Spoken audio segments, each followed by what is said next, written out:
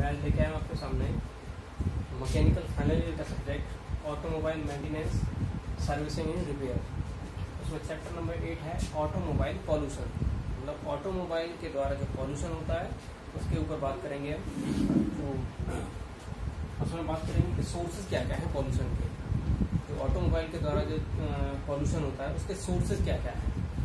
तो सोर्सेज में जैसे मेनली 3 सोर्सेज हैं। उसमें क्या है, ईंधन का वाष्पीकरण, मतलब ईंधन के वाष्पीकरण के द्वारा जो हानि होती है वो, मतलब फ्यूल एवोपरेशन लॉसेज। फिर क्रैंकेस ब्लो बाई, मतलब क्रैंकेस के थ्रू जो पॉल्यूशन होता है वो, और निकास उत्सर्जन, मतलब एग्जॉस्ट साइलेंसर के द्वारा गैसें निकलती हैं उनसे। तो पहला देखते हैं कि ईंधन वाष्पीकरण हानियाँ वो क्या है। ईंधन वाष्पीकरण हानि में मतलब वाहन का जो कुल प्रदूषण होता है उस कुल प्रदूषण के उत्सर्जन में 15 से 25% जो भाग होता है वो उसके लिए ये ईंधन वाष्पीकरण जिम्मेदार है। उसके लिए कैसे है कि जैसे कि पेट्रोल टैंक में पेट्रोल भरा हुआ है, जैसे टेम्परेचर बढ़ा, उसका प्रेशर बढ़ा, तो वहाँ से वो मतलब वाष्पीकरण होना शुरू, एवोपरेशन उसका होना शुरू हो गया। दूसरा होता यह है कि जैसे कि कार्बोरेटर होता है, कार्बोरेटर में जब इंजन बंद कर देते हैं हम, इंजन बंद करने के बाद जो उसमें फ्यूल बचता है, तो फ्यूल बचने के बाद वो धीरे धीरे क्या होता है, वो थोड़ा टाइम जब उस जो वो क्या वेपराइज होना शुरू हो जाता है, मतलब वो वाष्पीकरण होना शुरू हो जाता है, तो वो वायुमंडल में निकल जाता है। वाष्पीकरण के लिए जैसे कि अगर हम जो पेट्रोल टैंक है हमारा वो पूरा भरा हुआ है, या फ्यूल टैंक पूरा भरा हुआ है, और उसमें फ्यूल टैंक पूरा भरा हुआ हो, और उसमें अगर दूसरी कंडीशन में कि फ्यूल टैंक 1/4 भरा हुआ हो, तो 1/4 की कंडीशन में जो मतलब जो वाष्पीकरण है वो ज्यादा होगा। तो अगला है क्रैंककेस ब्लो बाई।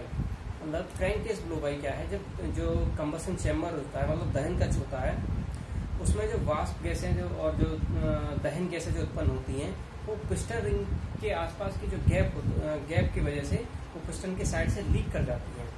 जो लीक कर जाती है तो लीक करने के बाद वो क्रैंककेस में पहुंच जाती हैं, और जो तो ये वाला जो प्रदूषण है वो कम से कम 20 से 35% वो टोटल ऑटोमोबाइल्स होने वाले प्रदूषण के लिए 20 से 35% ये जिम्मेदार है। फिर आता है निकास उत्सर्जन, मतलब जो एग्जॉस्ट है उसके लिए जो एग्जॉस्ट की गैसें निकलती हैं, मतलब एग्जॉस्ट के साइलेंसर के द्वारा जो गैसें निकलती हैं, इनसे लगभग सबसे ज्यादा मतलब 60 से 70% जो पॉल्यूशन है वो इन गैसेस की वजह से होता है।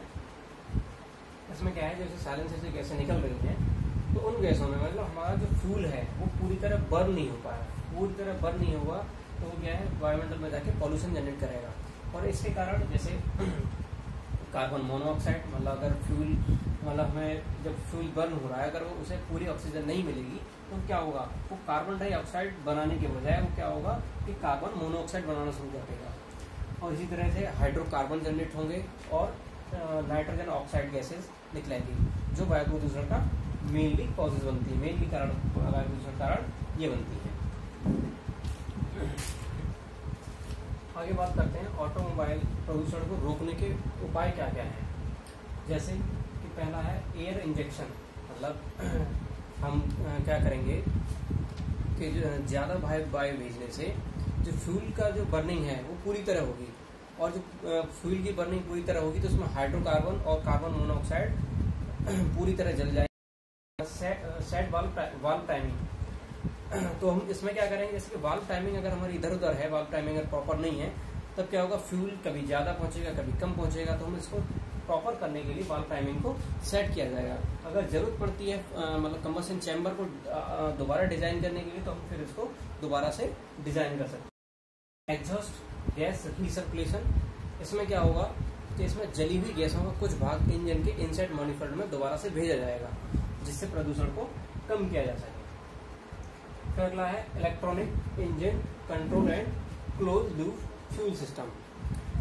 इसमें क्या होगा कि जो भी आजकल इंजन आ रहे हैं, ऑटोमेटेड इंजन आ रहे हैं, तो उसमें इग्निशन टाइमिंग और जैसे एयर इंजेक्शन, एग्जॉस्ट और गैस रिसर्कुलेशन कंट्रोल और फ्यूल सप्लाई, इन सबको क्या है इलेक्ट्रॉनिकली कंट्रोल किया जाता है। और इसमें जैसे इसमें सेंसर लगे होते हैं, सेंसर के द्वारा जैसे ऑक्सीजन की मात्रा पता चलेगी, ऑक्सीजन कैटालिटिक कन्वर्टर देखते हैं क्या है कैटालिटिक कन्वर्टर।